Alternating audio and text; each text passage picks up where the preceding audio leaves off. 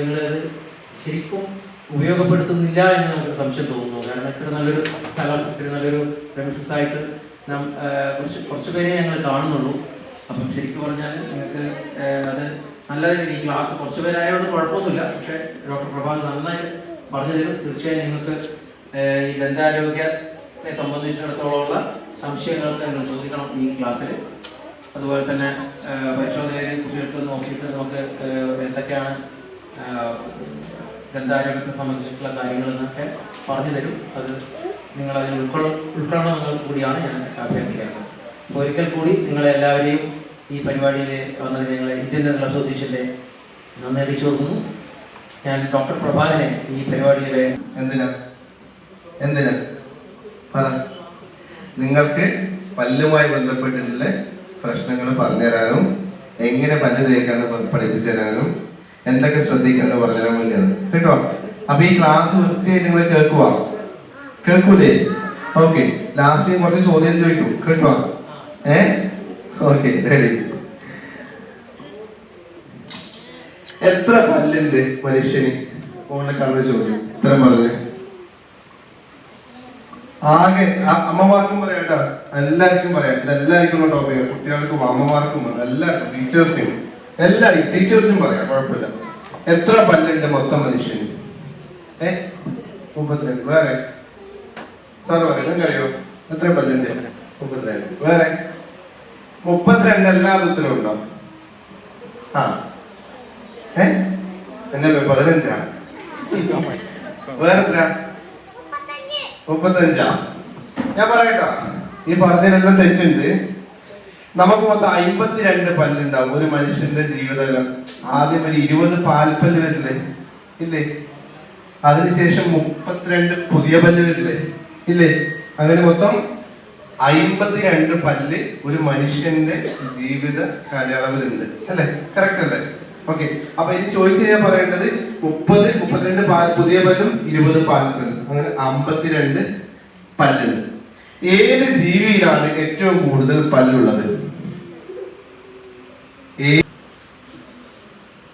ഇത്രയും ചെറിയ ഒച്ചില്ലേ, ഇതൊക്കെ ജീവിനെ കണ്ടിട്ടേ. ഈ ഇത്രയും പല്ലുണ്ടെങ്കിൽ ആനക്ക് എത്ര പല്ലുണ്ടാവും? 2. 2 26 പല്ലുണ്ട് ആനക്ക്. 26 പല്ലുണ്ട്. നമുക്ക് എത്ര പല്ലുണ്ട് ഇപ്പം? നമുക്ക് മനുഷ്യന്മാർക്ക് എത്ര പല്ല്? 52. ഓക്കെ,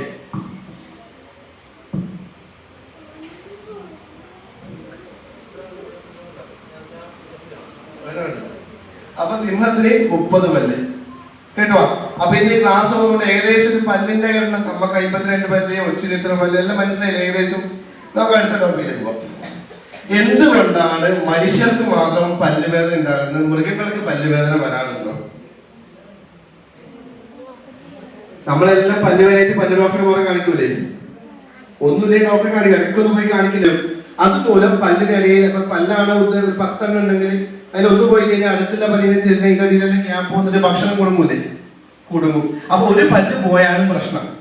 മൊത്തം പല്ല് കവളൊട്ടും ഭക്ഷണം കഴിക്കാൻ പറ്റില്ല. ഒരു പല്ല് പോയാലും അത് സമീപത്തെ 5 പല്ലിനെ ബാധിക്കുന്ന പോലെയാണ്.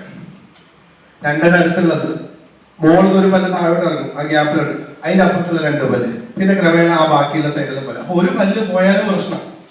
മനസ്സിലായി? ഞാൻ നിങ്ങളെ പറഞ്ഞ് വേവലാതിയാക്കുന്നില്ല കേട്ടോ, പക്ഷെ എന്നാൽ അറിയേണ്ട കുറച്ച് കാര്യങ്ങളുണ്ട്. ഇതൊന്നും അറിയാത്ത കുറെ ആൾക്കാരുണ്ട്, അതല്ല ഞാൻ പറയുന്നുണ്ട്. ഓക്കെ, പല്ലുകൾ നഷ്ടപ്പെട്ടാൽ ഉച്ചാരണ സ്ഫുടത തെറ്റുകയും മര്യാദയ്ക്ക് സംസാരിക്കാൻ പറ്റാത്ത അവസ്ഥയുണ്ടാവും, അല്ലെ? നമ്മള് ചില വീട്ടിൽ പ്രായമായിട്ടുള്ള അമ്മമാരൊക്കെ സംസാരിക്കുമ്പോൾ പ്രോപ്പർ ആയിട്ട് മനസ്സിലാവില്ല. അതായത് അവരെന്തോ പറയുന്നു, മുമ്പിലത്തെ പല്ലുകൾ ഉണ്ടാവില്ല, അപ്പൊ സംസാരിക്കുമ്പോൾ പ്രൊണൗൺസിയേഷൻ ഈസി ആവില്ല. അപ്പം പല്ലുകൾ ഇല്ലാതെ കഴിഞ്ഞാൽ മര്യാദക്ക് ഭക്ഷണം ചവച്ചരിച്ച് അല്ലെങ്കിൽ കഴിക്കാൻ പറ്റില്ല, സംസാരിക്കാൻ പറ്റില്ല, അവിടെ ഒട്ടും അടുത്തുള്ള പല്ലുകൾ അങ്ങോട്ട് ഇങ്ങോട്ട് ചെയ്യാനൊക്കെ സാധ്യതയില്ല.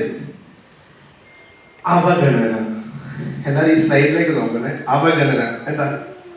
നമ്മളിപ്പം ക്ലാസ് എടുക്കാൻ പോയി, നിങ്ങളെല്ലാം കേട്ടു, വീട്ടിൽ പോയി, ചില കാര്യങ്ങൾ നിങ്ങളുടെ മനസ്സിൽ തന്നെ ഉണ്ടാവും, അത് അതേപോലെ വെച്ചാൽ അതൊരു അവഗണനയാണ്. ശ്രദ്ധിച്ചോ? അവഗണന.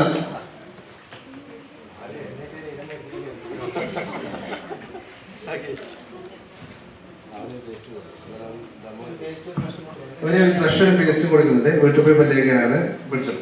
അല്ലെ ഇപ്പൊ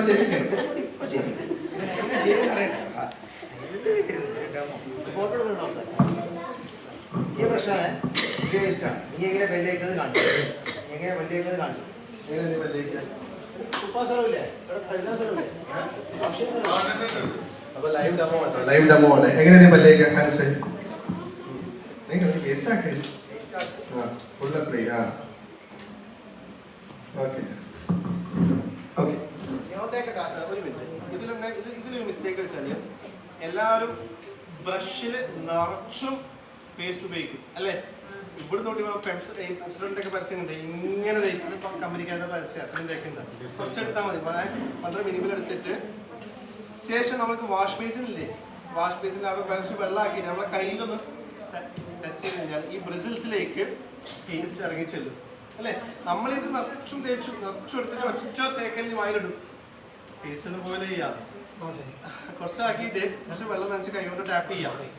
കൈ കൊണ്ട് ഇതേപോലെ ടാപ്പ് ചെയ്ത് കഴിഞ്ഞാൽ ആ ബ്രഷിലേക്ക് പേസ്റ്റ് ഇറങ്ങി ചെല്ലും, കുറച്ചും കൂടി ആക്ഷൻ കിട്ടും. ആ ഇനി തേച്ചോ ഡോക്ടർ പറഞ്ഞു. ആ തേച്ചോ.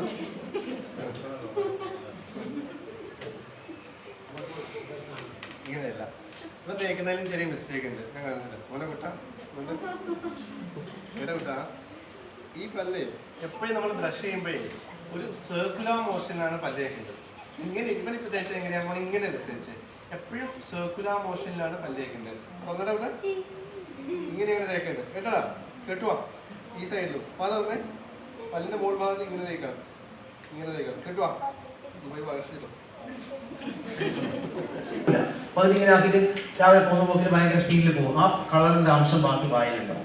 അപ്പോൾ അതുകൊണ്ട് പൂർണ്ണമായിട്ടും പേസ്റ്റ് ഉപയോഗിക്കുന്നുണ്ടെങ്കിൽ അത് ദൂരീകരിക്കണം. നേരത്തെ പ്രഭാത ഡോക്ടർ പറഞ്ഞ മാതിരി പേസ്റ്റ് എടുക്കുമ്പോൾ ബ്രഷിൻ്റെ ബ്രിസിൽസിൻ്റെ ഉള്ളിലേക്ക് കടന്നാൽ നമ്മൾ പരസ്യത്ത് കാണുന്ന മാതിരി ഒരു സൈഡിലേക്ക് ഇത്ര വലിയ അധികം പേസ്റ്റ് എടുക്കേണ്ട കാര്യമില്ല. വളരെ കുറച്ച് പേസ്റ്റ് എടുക്കേണ്ട ആവശ്യമില്ല. പക്ഷേ നെൽക്കതിൻ്റെ സൈസിൽ എടുക്കണം എന്നാണ് പറയുന്നത്. അത്രയും ആവശ്യമുള്ളത് ബ്രഷിൻ്റെ ബ്രിസിൽസിൻ്റെ ഉള്ളിലേക്ക് കയറി നിന്ന് കഴിഞ്ഞാൽ എല്ലാവരുടെയും എത്തും ബ്രഷ് ചെയ്യുന്നത്. അല്ലെങ്കിൽ ഫസ്റ്റ് സ്ട്രോക്ക് തന്നെ ആ പേസ്റ്റ് വീണു പോകും. അപ്പം പേസ്റ്റിലല്ല കിടക്കുന്നത്, ബ്രഷിങ്ങിലാണ് കിടക്കുന്നത്. ബ്രഷ് എങ്ങനെ, ഏത് ബ്രഷ് ഉപയോഗിക്കുന്നു, സമയം എടുക്കുന്നു, എത്ര സമയം എടുക്കുന്നു? സ്വാഭാവികമായിട്ടൊരു 2.5-3 മിനിറ്റ് മതി ഒരു ബ്രഷിങ് ചെയ്യാൻ. പക്ഷേ രാത്രി പല്ല് തേക്കണം, ഓവർ ബ്രഷ് ചെയ്യാൻ പാടില്ല.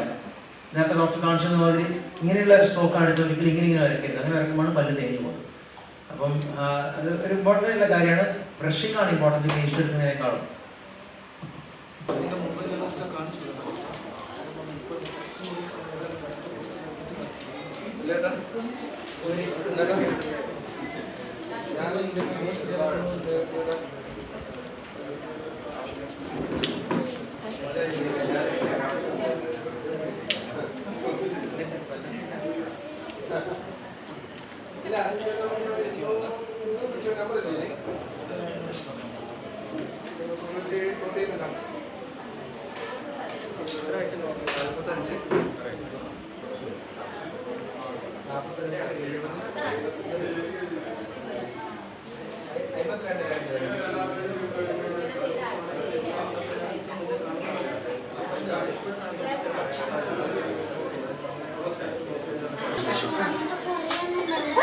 You guys are coming?